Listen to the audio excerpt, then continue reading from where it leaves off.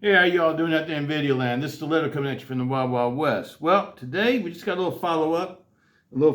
That I meant to do on this weekend. I made a video, but I didn't like the way it came out, so I didn't end up doing it. Then I ended up getting in doing something else, and so it didn't get made this weekend. But today's Monday, off work, and I decided to do it today. But what I did end up doing, because I made the video, and so in the video I went ahead and did the thumb stud swaps with a frenzy. As you remember, this one used to be a snaggletooth frenzy.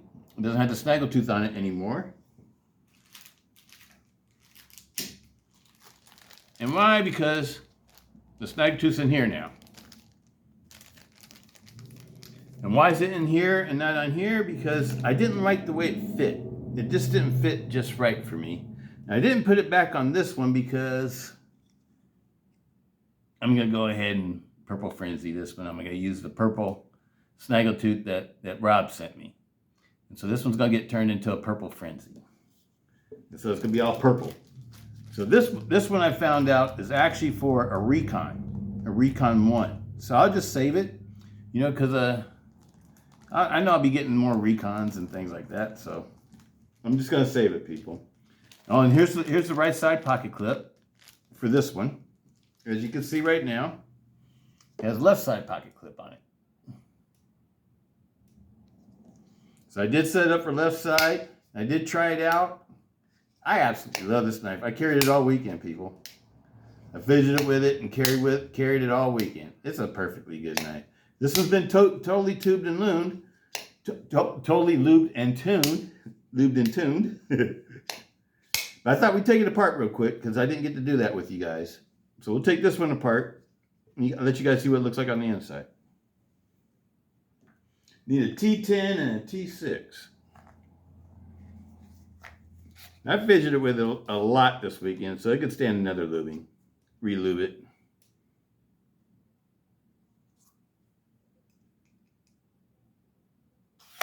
Using my Weehaw tools. Pivot T10.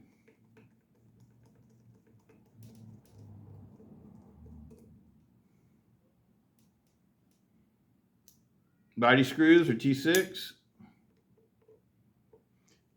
And now that this one has the pocket clip on this side, the liner will stay with the Griv-Ex cover or the Griv-Ex handle scale.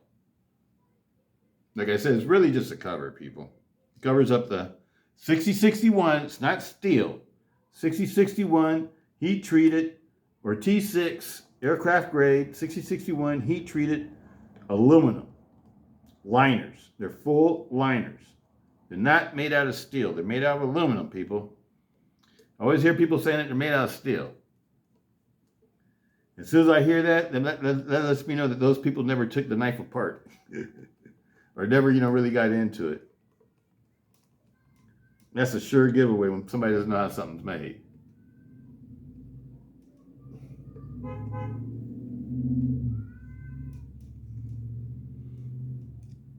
I'm watching little kids walk home from school. Everybody's getting out of school right now. Parents are walking their kids home. All right.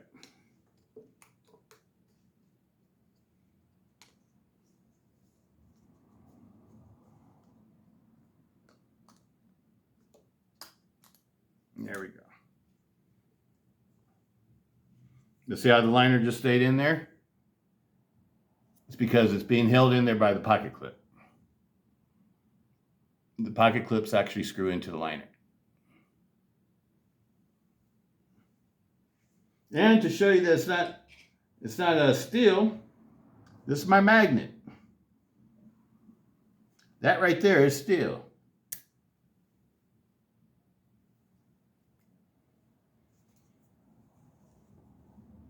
These are the liners. Liners are not steel, people. So don't let people tell you that these are steel. These are heat-treated aluminum. That's one reason why it stayed nice and light, too. If this was a solid steel liner, that would be heavy. It would be super heavy because it's like 1 millimeter thick. So it'd be a very heavy knife if they made this out of steel.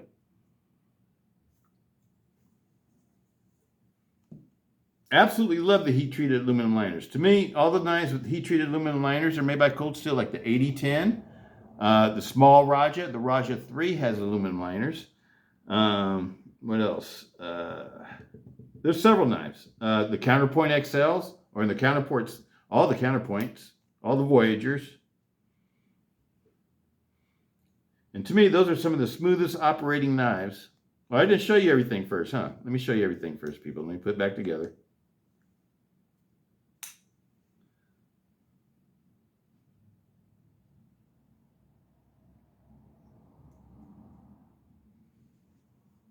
Okay, that's the way it looks all together. Look how nice and heavy duty all the parts are. These knives are really strong knives, people. I saw one person do a weight hang thing on them, and they lasted until like, was it 600 or 700 pounds before the knife finally, broke. I know Cold Steel used to advertise these at 450 pounds. It's a beautiful knife, people. Look at the way it's made. All these Voyagers are made the same way. The only difference are the blade shapes. The handles and everything are made the exactly same way. So you're looking at a knife that, you could put any blade on it that you want to. If you wanted to swap around to, let's say, a Kris blade or a Vaquero blade or a clip boat buoy blade or a barong drop point, all those blades will work in this handle. I absolutely love this knife, people. I think they had to upgrade it a little bit and make it with a little bit higher end parts, or maybe offer a higher end model and keep this model as the budget model. To me, this is the best budget knife on the market. Whether you're using it for a utility knife or a hunting knife, any kind of knife, because they have all kinds of different blades, and they make these in the large and the extra large size, and they also have a small size, a real small size. I think it's a 3-inch blade. And then they have a micro size. But the ones that are like the real Cold Steels, or the real Voyagers, are the large and the extra large. I don't think they make the small size anymore. They used to make a small size. They used to make a 3-inch blade one. I don't know if they make that anymore. I don't think they do. Now that I think about it, I take that back, people. I don't think they make it anymore. And it's not a micro that they made in these. It was the Recons had a micro. Okay. I think I got that squared away now. But this is an excellent knife, people. I highly recommend these. Look how strong the lock bar looks. And it is, and it's not only it just looks strong, it is strong. Okay, let's take it apart. We'll do a total lube and tune on it. That's all I do for the lube and tune. That's about as far as you have to take it apart. Just right there. You just want to get the washers off. Separate your washers. Your Teflon and your phosphorus bronze washers. Separate them. And you just clean things off. Real easy, people.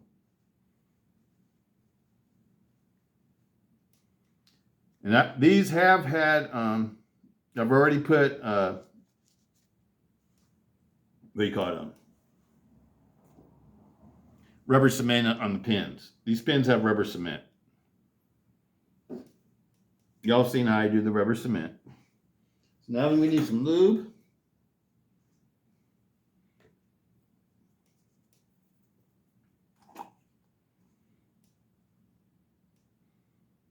Now, the way I clean my washers, I just do it with my fingers. I do it until I don't see any black or any kind of old grease on them. I don't rub them in like a cloth or something because I worry about deforming them. So, and I don't want to deform my washers. And we should do the phosphorus brown one first, people. I'm doing it backwards.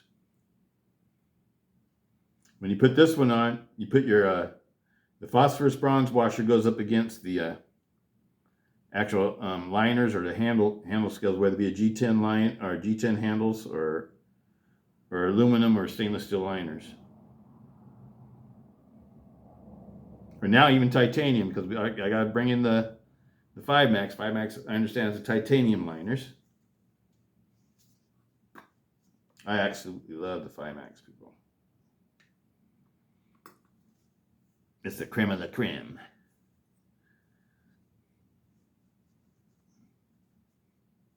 Now, another trick I'll do with these sometimes, because I always check things for burrs. Check to see if there's any burrs on it. This one feels like it's got a little bit of burr right there. That's probably where I'm feeling a little bit of lock stick right up in here. But I'm going to leave it like that because that's something that'll wear down. And so I'm just going to let that wear, naturally wear down.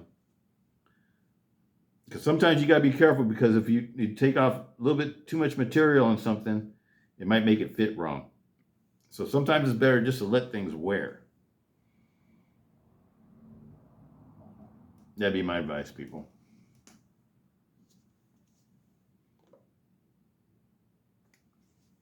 And in the old days, I used to polish everything, try to make everything, because I was trying to make things super, super so smooth. And I did, but lots of times you go too far.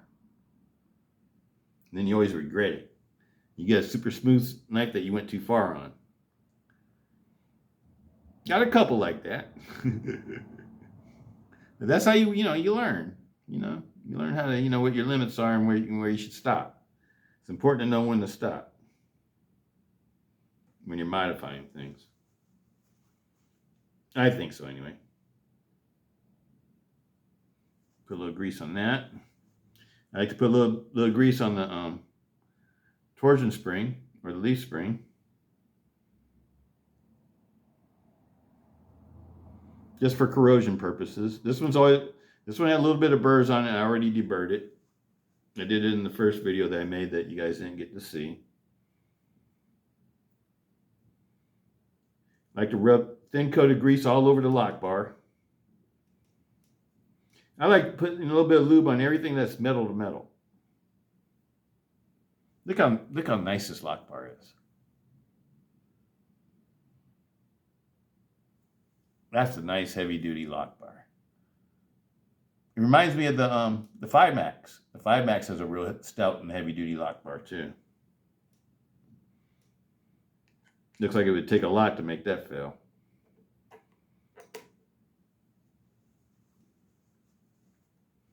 These are some awesome knives, people. It's super easy for me to recommend a Voyager. Super easy. Number one, they're super easy to purchase and to own. I mean, it's like it's the most affordable mega folder that Cold Steel makes. What I call a real mega folder. To me, a real mega folder has a triad lock.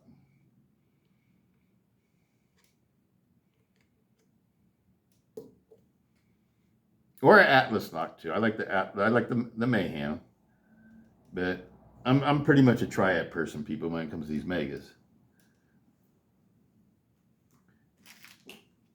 Pretty much a triad person. But I must admit, I do like my I do like my Mayhem. I wish the Mayhem was a knife like this one, about the same size as the Voyager. I think that'd be a perfect size for Mayhem if they ever redesign it or whatever, make another mega Mayhem. Is make it smaller. Don't make it so big and heavy. It doesn't have to weigh 13 ounces. I don't know about you people, but when something weighs that much, I don't carry it. And I want to carry it because I love the knife, but it's just too heavy. And so I end up not carrying it.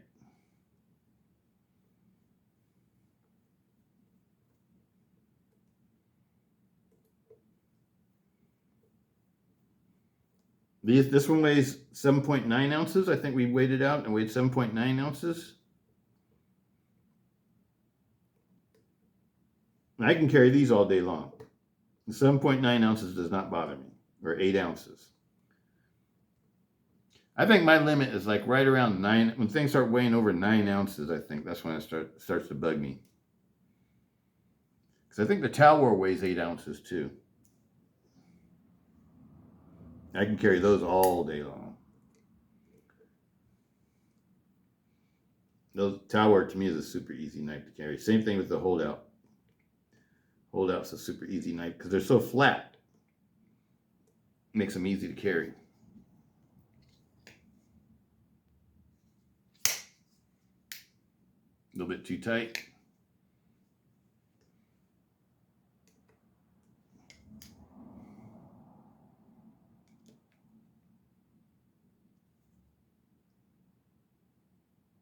I like to loosen it up.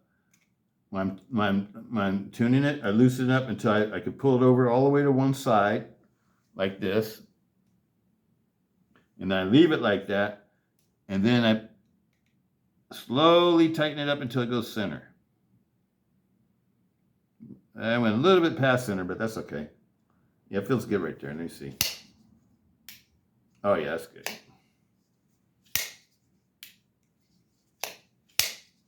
Excellent knife, people. $44.67. I still can't get over that.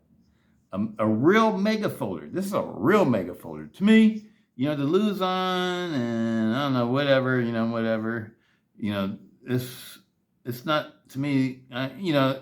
I don't want to say anything negative, but to me, this is the real deal. When you start talking to triads, that's when you talk about, the real cold steel mega folders to me. And this is the most inexpensive one I have ever purchased. I've never purchased a cold steel mega folder with a triad lock for less than $44.67. This one takes the cake. And I absolutely love it. And I highly recommend it to everybody else if they're still out there. This came from the Cold Steel store on Amazon. The Cold Steel store on Amazon. $44.67. Today is March 31st, Monday, March 31st. I'm pretty sure the sale's still going on if you still want to get one, people. This is an awesome deal. Awesome deal. If you want a really affordable mega folder, for self-defense, home protection, what have you, this is it. This is the one to get. And if you want a different blade style, they have the other blade styles for like $49. And that's super cheap. That's super cheap too. I'm talking about like the Kris, the clip blade or buoy blade or the Barong. They're on sale. The Vaquero, they're on sale, people. Go check it out. Amazon. This is the one I like. You all know I like the Tonto. I like the Lindsey Thompson American Tonto. I'm a big fan of that one. Anyway, that's all I got to say. Absolutely love it, people. Go get you one. Peace out. Stiletto.